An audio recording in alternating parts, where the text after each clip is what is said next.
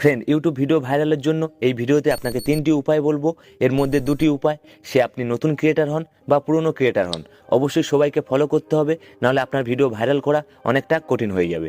তা চলুন বন্ধু, প্রথম উপায়, আপনার ভিডিওর জন্য ভালো টাইটেল লিখতে হবে। দেখুন, একটি ভালো টাইটেল লেখার জন্য আপনি একটি কাজ করতে পারেন।